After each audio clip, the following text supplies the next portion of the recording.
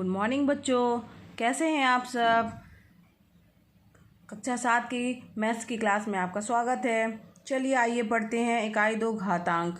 हमने प्रश्नावली 2D तक जो है हल कर ली है और अब हम आगे जो है इस चैप्टर की लास्ट प्रश्नावली 2E हल करेंगे। उससे पहले हमें कुछ बातों को जानना ज़रूरी है। तो इस प्रश्नावली में हम क्या देखेंगे कि बड़ी तथा छोटी संख्याओं को घातांकों में प्रकट करना। कोई छोटी संख्या है उसको कैसे प्रकट करना है घात के रूप में, और बड़ी संख्या को कैसे जो है वो घात के रूप में हमें प्रकट करना है। चलिए देखते हैं। अगर मान लीजिए हम 54 हमारी एक संख्या है, तो इसे घात के रूप में अगर लिखना है तो हम इसे क्या लिखेंगे 5.4 × 10। ठीक है, इस तरह से लिख सकते हैं ना। यहाँ पे एक हमने दशमलव लगा दिया। अब चूंकि दशमलव लगाया है इसलिए हमें 10 का गुणा करना पड़ेगा। ठीक, तो इसको इसी तरीके से लिखा जा सकता है 5.4 × 10⁻1। समझ में आ रहा ना बच्चों। चलिए अब देखते हैं 540 हमारी एक संख्या दी हुई है, इसे कैसे लिखेंगे। तो इसको भी 2 अंक पहले यहाँ हम दशमलव लगा सकते हैं। 2 अंक पहले अगर हम यहाँ पे दशमलव लगा रहे हैं 1 2 अंक के पहले यानी 5.40 लिख रहे हैं, तो हमें किसका गुणा करना पड़ेगा बच्चों। तो हमें जो है वो 100 का गुणा करना पड़ेगा, क्योंकि हमने 2 अंक पहले दशमलव लगाया है। ठीक है, इसको हम क्या लिख सकते हैं 5.4 × 10⁻²। ठीक, और आगे देखिए हम अगर हमारे पास कोई और बड़ी संख्या है 5400। ठीक है बच्चों, अब देखिए इसको कैसे लिख सकते हैं हम। तो इसको भी हम 1 2 3 अंक के पहले दशमलव लगाना है, तो 5.400 हो गया, और 3 अंक के पहले दशमलव लगाया है तो इसलिए किसका गुणा करेंगे बच्चों 1000 का इसमें गुणा हो जाएगा। तो हमारी संख्या क्या हो जाएगी 5.4 × 10⁻3। ठीक है, समझ में आ रहा है ना। अब मान लीजिए फिर इसी में और बड़ी संख्या हमारे पास है कोई, जैसे कि ये। ठीक, तब इसमें क्या करेंगे हम 5 पॉइंट यहाँ पे लग गया 4 1 2 3। अब यहाँ कितने अंक के पहले यहाँ पे लगा हुआ है दशमलव 1 2 3 4, तो हमें किसका गुणा करना पड़ेगा 2 3 4। ठीक है, अब इसको हम क्या लिखेंगे 5.4 × 10⁻1 2 3 4। समझ में आया। अब इस तरीके से जो है हम आगे इत्यादि समझ लीजिए, इस तरीके से और संख्याएं भी हम लिख सकते हैं। तो इन संख्याओं को हमने घात के रूप में कैसे लिखा 5 पॉइंट लिया हमने और 10 की पावर के रूप में लिखा है। तो यहाँ पे ध्यान दीजिए, ये जो संख्याएं हैं इनको जब हमने इस रूप में लिखा तो इसको क्या कहते हैं स्टैंडर्ड फॉर्म या मानक रूप कहते हैं। इसे क्या कहते हैं बच्चों मानक रूप। ठीक है, या स्टैंडर्ड फॉर्म।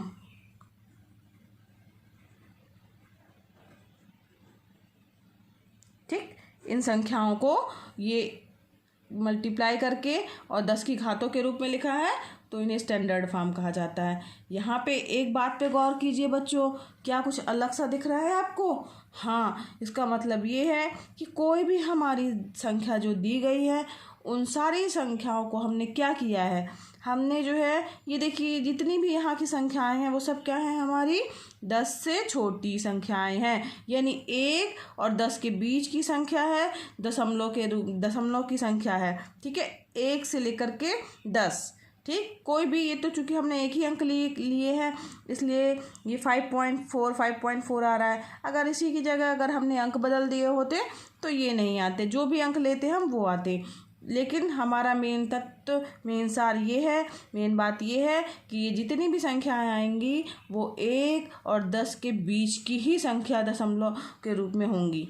और क्या होगा, और हमें एक चीज़ मिल रही है कि इसके बगल में गुणे के रूप में, सब में देखिए गुणे के रूप में क्या दिख रहा है हमें 10 की घात के रूप में जो है वो गुणनफल दिख रहे हैं। 10 की घात के रूप में है ना, यहाँ गुणे 10 की घाते 1 है, यहाँ पर 10 की घाते 2 है, यहाँ 10 की घाते 3 है और यहाँ पर 10 की घाते 4 है। तो हमें इससे क्या पता चला कि किसी भी संख्या को 1.0 और 10.0 के बीच की एक दशमलव संख्या के रूप में लिख सकते हैं और 10 की घात के गुणनफल के रूप में, ठीक है, दशमलव के रूप में तो हमने लिखा और 10 की घात के गुणनफल के रूप में भी व्यक्त किया, ठीक। और इस रूप को क्या कहा जाता है?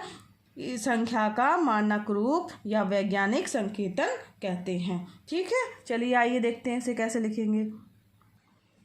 हाँ बच्चों, ये निष्कर्ष निकल के सामने आया कि किसी भी संख्या को 1.0 और 10.0 के बीच की एक दशमलव संख्या, ठीक है, जिसमें 1.0 सम्मिलित है परंतु 10.0 सम्मिलित नहीं है, ठीक है, और 10 की घात के गुणनफल के रूप में व्यक्त किया जा सकता है। संख्या के इस रूप को उसका मानक रूप या वैज्ञानिक संकेतन कहते हैं, ठीक। यानी उस जो संख्या हमारी होगी वो 1 से 10 के बीच होगी, जिसमें 10 नहीं शामिल है, यानी 10 नहीं होगी, 10 से छोटी होगी, ठीक है, और गुणे के रूप में 10 की घात के गुणनफल के रूप में होगा, ठीक। अब ये जो इस तरीके से हम किसी भी दी गई संख्या, जैसे ये दी गई संख्या है इस तरीके से अगर हम दर्शा रहे हैं तो इसे क्या कहेंगे? संख्या का मानक रूप या वैज्ञानिक संकेतन कहते हैं, ठीक है। तो मानक रूप, इसका मतलब क्या हुआ कि मानक रूप या वैज्ञानिक संकेतन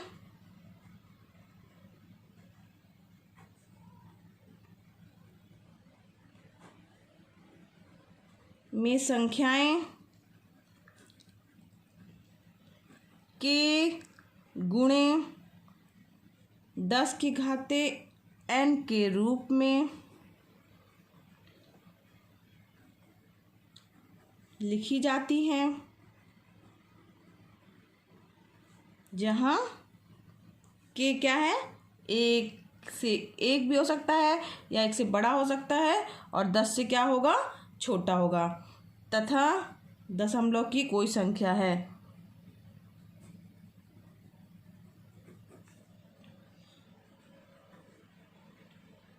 ठीक है बच्चों, तथा n क्या है? n कोई पूर्णांक है,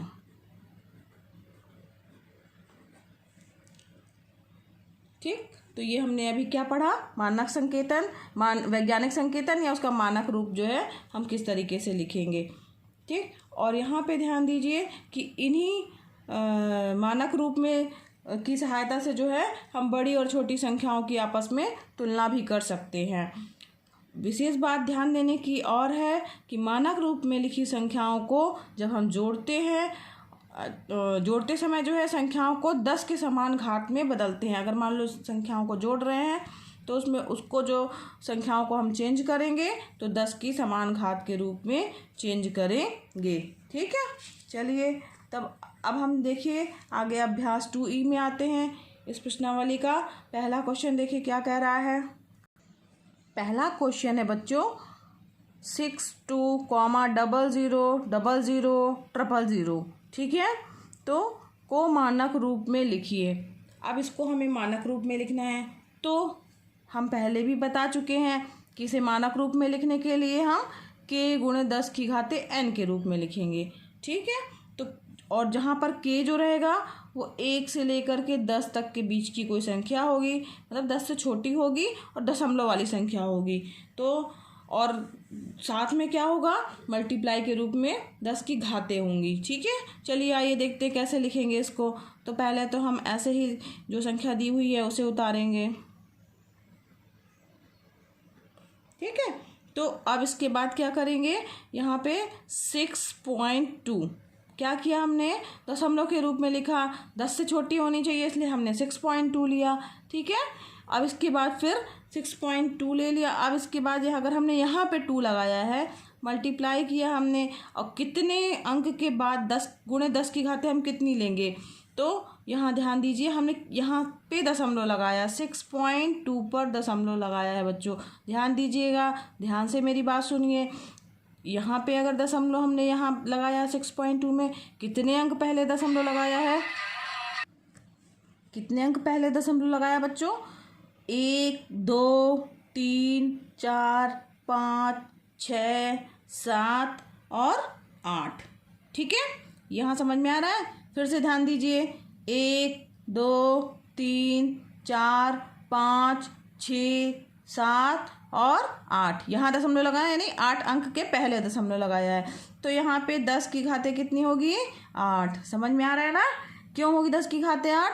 हमने 8 अंक के पहले यहाँ दशमलव लगाया है, इसलिए जो है 10 की घातें 8 का मल्टीप्लाई होगा, गुणा होगा, और यह हमारा मानक रूप हो गया। मानक रूप के लिए हमने परिभाषा पढ़ी थी कि k गुणे 10 की घातें n के रूप में होना चाहिए।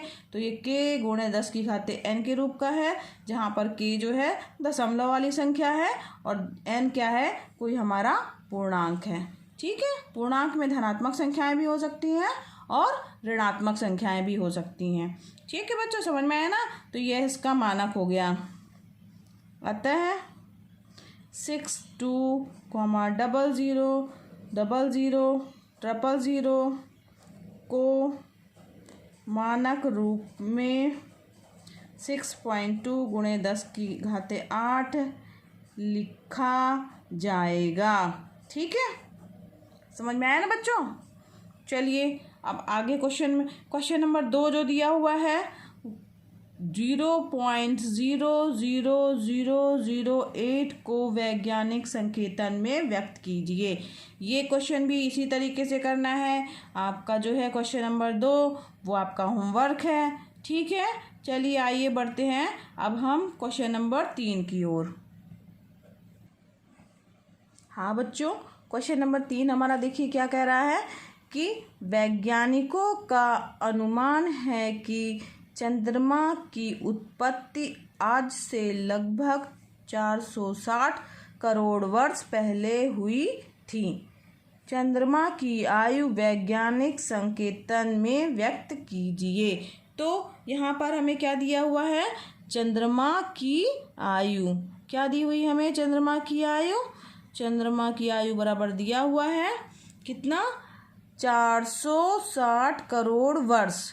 460 करोड़ वर्ष, इसी को हमें संकेतन में लिखना है, वैज्ञानिक संकेतन में। अब 460 करोड़ को हम कैसे लिखेंगे बच्चों? 460 लिख लिया। इसके बाद फिर यहाँ ध्यान दीजिए, इकाई, दहाई, सैकड़ा, हजार, 10,000, लाख, 10 लाख, और ये हो गया हमारा करोड़, 10 करोड़, इस तरीके से। तो ये 460 करोड़। ठीक है, ठीक, ये वर्ष, इतने वर्ष हो गए इसके। ठीक, यहाँ फिर से ध्यान दीजिए, करोड़ में लिखना था हमें। इकाई, दहाई, सैकड़ा, हजार, 10,000, लाख, 10 लाख, और ये पूरा हमारा हो गया क्या? करोड़। ठीक है, अब इसे हमें वैज्ञानिक संकेतन में व्यक्त करना है। वैज्ञानिक संकेतन में व्यक्त करने के लिए हमारा जो स्टार्टिंग का अंक है वो हमारा क्या होना चाहिए बच्चों? 1 या 1 से बड़ा होना चाहिए और 10 से छोटा होना चाहिए। तो हम इस वाली संख्या में स्टार्टिंग का जो अंक है 460 या 46 समझ लीजिए, इसको और छोटा करेंगे, यानी 10 से कम। तो क्या लिखेंगे इसको? 4.6। ठीक है, समझ में आ रहा ना बच्चों? इस 10 से कम लिखना है, इसको ध्यान दीजिएगा। तो ये क्या हो जाएगा? 4.6। अब गुणे का चिन्ह लगता है, इसके 10 की घातों के रूप में लिखा जाता है। तो 10 की घातों के रूप में जब लिखना है तो यहाँ ध्यान दीजिए, अगर हमने यहाँ पे दशमलव लगाया है, मतलब 4.6 मतलब यहाँ पे लगाया है, तो कितने अंक पहले दशमलव लगाया? गिनिए, 1, 2, 3, 4, 5, 6, 7, 8, 9 अंक के पहले हमने क्या किया है? दशमलव लगाया है। तो इसलिए यहाँ पे 10 की घातें कितना हो जाएगा? 10 की घातें 9 वर्ष। ठीक है, ये हमारा क्या हो गया? चंद्रमा की आयु जो है वो वैज्ञानिक संकेतन के रूप में व्यक्त हो गई है। तो लिखेंगे, अतः चंद्रमा की आयु